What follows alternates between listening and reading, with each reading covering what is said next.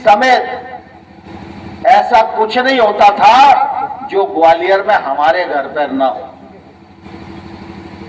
आज हम बहुत एडवांस हैं, क्षमतावान भी हैं, खेती भी बढ़ गई है, लेकिन आज हमारे घर में आप चाहो तो मोठ की दाल नहीं मिलेगी, आज रमास नहीं मिलेगा। 50 साल 60 साल पुराना वो समय जब इसी गांव की दम पर हमारे घर में अलसी भी होती थी, तिली भी होती थी, मोठ भी होती थी, रमास भी होता था, गांव की अरहर भी आ जाती थी। ग्वालियर में दतला पर उसको दल दिया जाता था, अपनी दाल बनाते थे, गांव में भी खाते थे और ग्वालियर में भी खाते थे। तो कहने का मतलब क्या है कि उस समय गांव ग्वालियर पर निर्भर नहीं था, दिल्ली पर निर्भर नहीं था। अगर हम निर्भर थे तो गांव पर ही निर्भर थे, और इसलिए हमारा गांव आत्मनिर्भर गांव था। तभी तो मुगल आए, हमारी संस्कृति को नष्ट नहीं कर पाए, हमारी परंपरा को नष्ट नहीं कर पाए। अंग्रेजों ने 200-250 साल राज किया, बहुत अपने आप को राज में एक्सपर्ट मानते थे, लेकिन गांव में उनका कोई अधिकार पहुंचा ही नहीं। सिर्फ ये राजा और जागीरदार जिनको टैक्स देने के लिए लगा दिया था, वो टैक्स की वसूली करते थे। बाकी किसी प्रकार का जनता पर नियंत्रण न राजा का था न अंग्रेजों का था क्या बताओ? और अपना इलाका तो टैक्स भी नहीं देता था किसी को, ना अंग्रेजों को दिया न किसी राजतंत्र में दिया। तो हम आत्मनिर्भर थे, लेकिन आजादी के बाद ये आत्मनिर्भरता धीरे धीरे हमारी खत्म हो रही है, और वो हमारी परेशानी का भी कारण बन रही है। मैं एक दो उदाहरण आपको देना चाहता हूं। ये बच्चों के खिलौने होते हैं ना, पहले अपने गांव में ही बनते थे कि नहीं खिलौने? बताओ, आज ब्रांडेड कंपनी बना रही होगी, लेकिन पहले भी हम लोग 67 साल पहले पैदा हुए थे तो हमें भी खिलौने खेलने के लिए मिले थे। जो 100 साल पहले पैदा हुआ होगा उसके गांव में भी खिलौना बच्चों को खेलने के लिए था। खिलौना उद्योग हमारे देश का बड़ा उद्योग था, लेकिन धीरे धीरे हमारे देश की नीतियों के कारण पूरा उद्योग चाइना की चपेट में चला गया।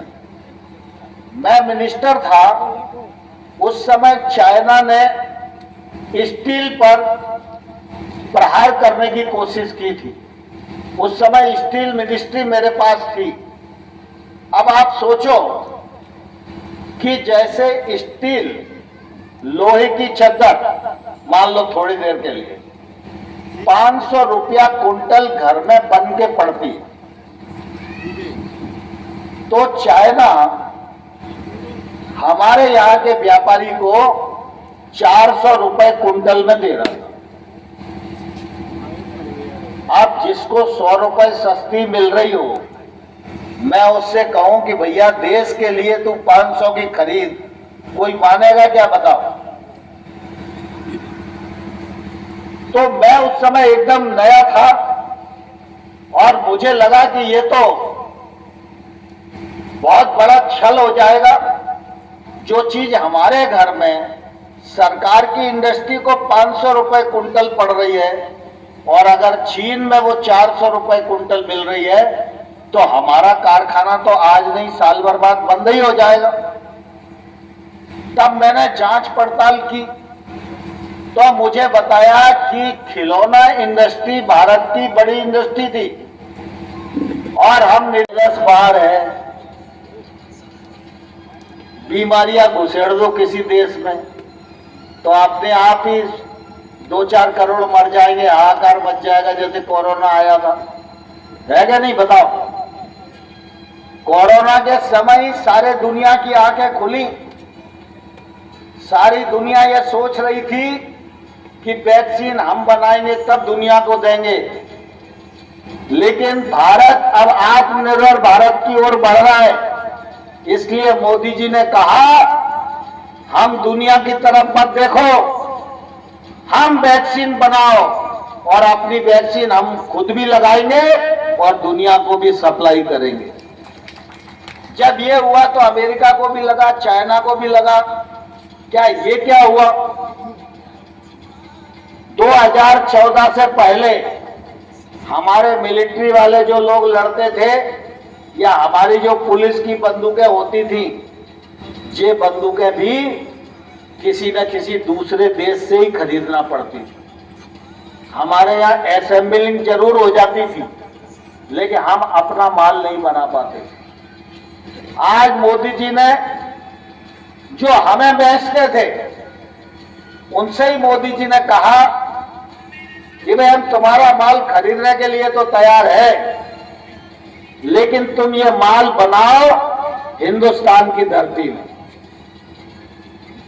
तो कई लोगों को लगा, तो दुनिया के लोग हिंदुस्तान में बनाने के लिए आ गए। आज स्थिति ये हो गई है कि हम दुनिया से खरीद नहीं रहे, हम दुनिया को शस्त्र बेचने वाले देश बन गए। इसलिए ट्रंप का माथा खनक रहा है। अब ये तो लड़ाई है, प्रतिस्पर्धा है, और दुनिया की प्रतिस्पर्धा में जाना है तो ताकत से लड़ना भी पड़ेगा और ताकत से अड़ना भी पड़ेगा। और अकेले अड़ने और लड़ने से काम नहीं होगा। जब 140 करोड़ लोग अड़ जाएंगे तो कोई माई का लाल हिंदुस्तान का कुछ नहीं बिगाड़ पाएगा।